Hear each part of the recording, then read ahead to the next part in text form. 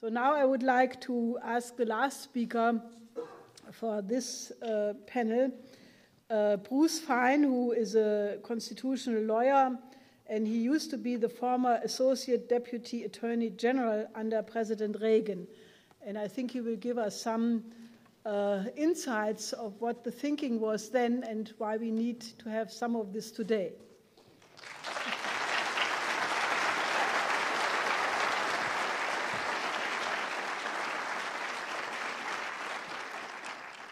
You're a very patient audience. You've listened throughout the previous presentations, glittering, and I guess it reminds me of a quip that philosopher Sam Johnson made about Paradise Lost, authored by John Milton. He commented that, well, every page glittered with brilliance and vividness. None ever wished it were longer. So I don't want to overstep my welcome. And I want to begin with fundamentals.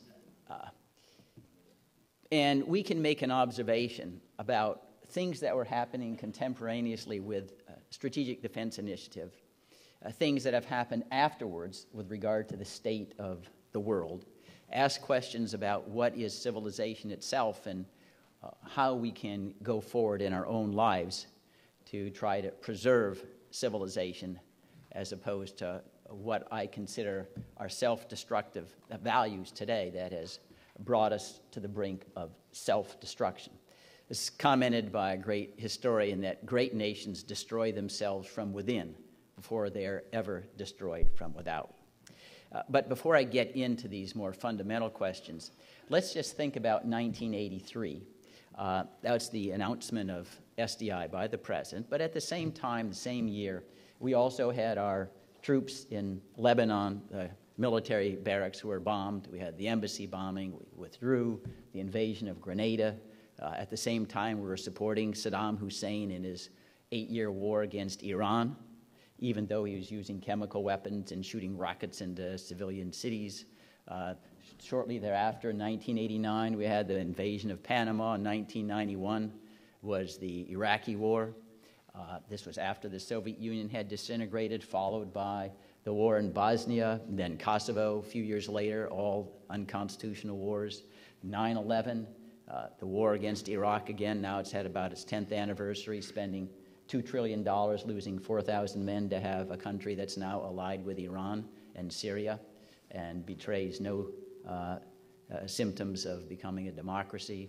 After that, we've got involved in predator drone attacks in Pakistan, Yemen, and elsewhere. Along the way, we see genocide in Rwanda, the Congo. Anyway, the world certainly does not seem, despite the success of SDI in bringing the Soviet Empire to an end, to being a more enlightened, more civilized place. If anything, you might remark that the level of killing and destruction has increased. And I make this observation. It was consistent, I think, the opposite of what Francis Fukuyama wrote in 1991 after the success of SDI. He said, the end of history is here. We've cured all ills. Now, it is true that I think, unknown to him, he was very prescient, because he did not contemplate Snooki and Honey Boo Boo, which clearly is the end of civilization. Right? And those who are viewed by our popular culture as icons from Hollywood or athletes or otherwise who are moral and intellectual wretches also as an earmark of the end of civilization. And that brings me back to, what can we learn about SDI and its great success? And of course, it was a breakthrough in thinking that we should be concerned about preserving human life instead of killing other people as an earmark of enlightenment. But it goes back, I believe, to the Old Testament and Ecclesiastes. What has been will be again. What has been done will be done again. There is nothing new under the sun. And that observation wasn't about the fact that technology was to be like a petrified forest and never change. Even thousands of years ago, things changed, implements changed. But it was an understanding that the human motivations, the values, the earmarks of civilization remain the same. and the efforts to try to contain what our founding fathers described as the ordinary depravity of human nature remain the same. And that requires us, and I believe, to go back and ask, what is civilization? What is it that we're trying to preserve? I believe that there are several components, core elements of what civilization is. Perhaps the most important idea, after we've removed ourselves from a state of nature, is that the final end of government is to make men and women free to develop their faculties. That is the end of government. Our government, other governments, from removing ourselves from the state of nature which Thomas Hobbes described as short, brutish, nasty, and poor. So that's critical because it describes what is the purpose of government. Make us free to develop our faculties. And of course, that was enshrined in our Declaration of Independence, where our founding fathers proclaimed that we are all born with unalienable rights to life, liberty, they described it, the pursuit of happiness. At that time, that phraseology did not mean hedonism. It meant a striving for virtue and wisdom. That was the pursuit of happiness. They were not contemplating video games and all the destructive elements that we find every day on TV sets or otherwise. A critical feature. And they understood, and they write in the Declaration, that the sole purpose of government is to secure these rights. And if we ask, how can these rights be secured? Well, the most fundamental insight of our founding fathers is by a system of checks and balances to prevent government from becoming so powerful that one faction can exercise tyranny, which they described as the combination of legislative, executive, and judicial power in one branch or one man.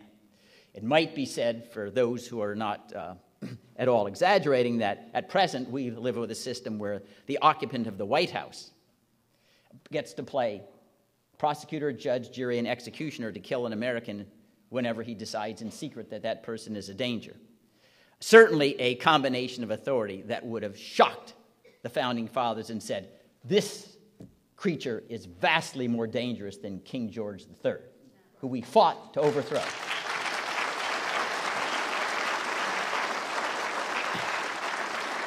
Now, in discussing why checks and balances is such a core element of civilization itself, it's important to remember that this isn't based upon any Pollyannish idea that in the state of nature we're all Rousseauian noble savages. But it's a recognition that if you're choosing between individuals, even groups, and the government is always the greater danger because it is a monopoly on violence, tax, the coercive powers of the courts. And if you look at all of the evil in the world, a Stalin, a Mao, a Hitler, staggering amounts of hundreds of millions of deaths, far greater than any individual or organization could ever inflict. It means why we have to be most scrupulous about checking government. It's not because we'll have a perfect world. It's not because everyone will be Pollyannish and graceful, but that is the greatest danger.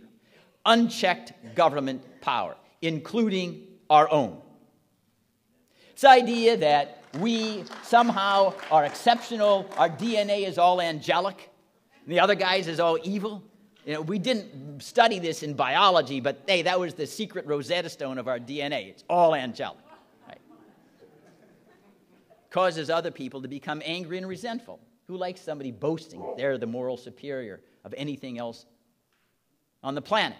We all know that the DNA is the same. Every person born, no matter what their race, religion, gender, geography, the DNA is the same in all of us. And we have to recognize that in crafting institutions and checks on, I say, the ordinary depravity of human nature if we are going to retain civilization, which I say is more inclined to self-destruct from within than anything from without. And we see it in every day's newspapers reporting all of the senseless, purposeless wars and killings. But in addition to the checks and balances, the earmark of civilization is one that honors, consecrates what I call an adult set of values that has to be encouraged and elicited by leaders of impeccable character. I've once said the adult society has as its earmark virtue, wisdom, self-restraint, humility. Those are the earmarks of adult culture. It doesn't get gratification out of dominating others. It has the spirit of Abraham Lincoln. As I would not be a slave, so I would not be a master. As we would not be colonized, we don't want to colonize others. We urge and welcome liberty abroad. We fight only to defend our own. We have our earmark celebrating liberty is our glory, not domination. Those are the attributes of an adult civilization that's worth preserving. But it can only come about with a leadership class that encourages, through character and moral suasion, these attributes and traits, because the ordinary species, without proper guidance, will follow what we see every day: creature comfort, sex, power, money. That's it. Just survival for the sake of survival. There's nothing higher. And it's unfortunate that in the United States, if you look at the character of our initial leaders, whether it's George Washington or Madison or Quincy Adams, and then you come to the modern day, you'd first begin to suspect that Darwin was wrong when he said there's a progressive evolution, right?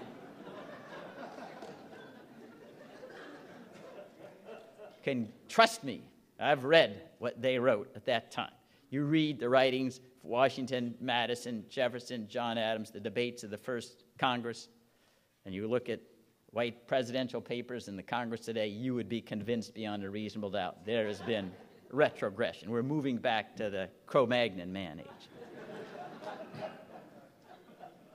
And you sort of vacillate between humor and comedy in true tragedy, because it is tragic. We say we're born with an idea that with our republic, we wouldn't go abroad in search of monsters to destroy, but we would celebrate liberty as our glory. We want, in our politics, everybody to succeed. It's not a game, white against black, red against blue. Politics isn't a game. We lose. We want everyone to win in our country. We want to give everybody a fair chance. We want to help everyone, but ultimately they have to be accountable for their own destiny. We want to make sure there's no artificial barriers. We've made many, many great steps since 1787, limiting the feudal vestiges of slavery and subjugation of women and discrimination because of race, because of religion, sexual orientation, or otherwise. Those are commendable, but you've got to ask at the end of the game as well, but what game now are they playing on an equal turf? Doesn't do any good to join a club that's not worth joining, to paraphrase Groucho Marx. Yeah.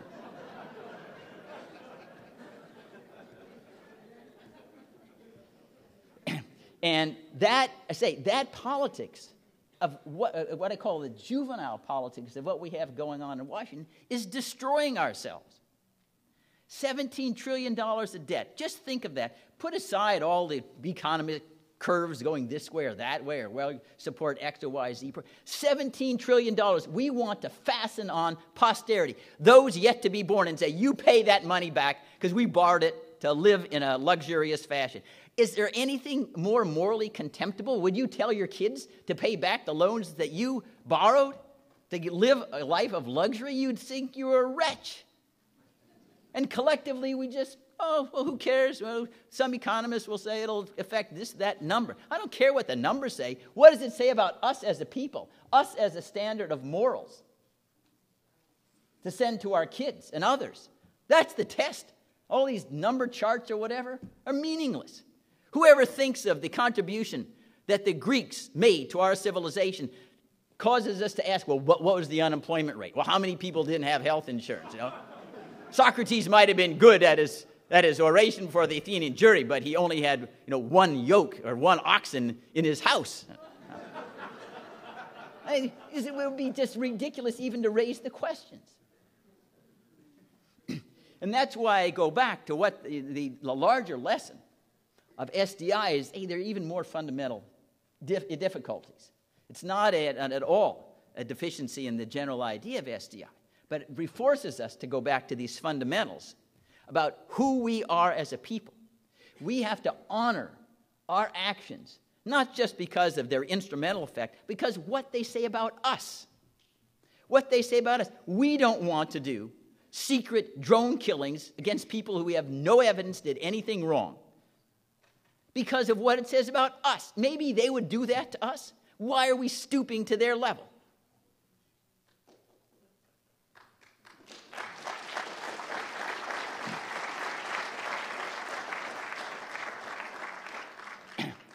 And when we want to ask, what is the legacy that we want to leave?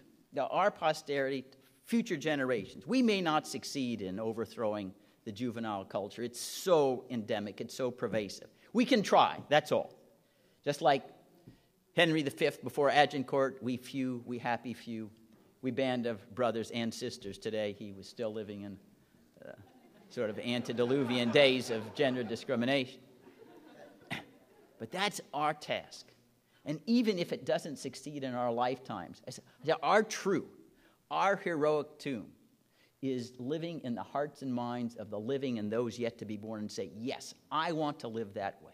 That is the best and highest of mankind. That was the standard that George Washington demanded to be set at the Constitutional Convention. Let us set a standard to which the wise and honest may repair. And then we will have a civilization worth preserving. Thanks.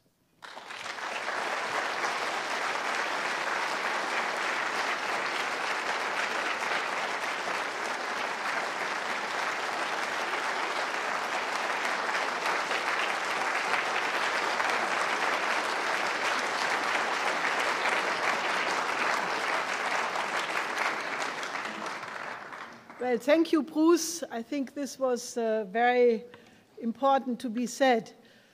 However, we have a little polemic between us on the nature of man.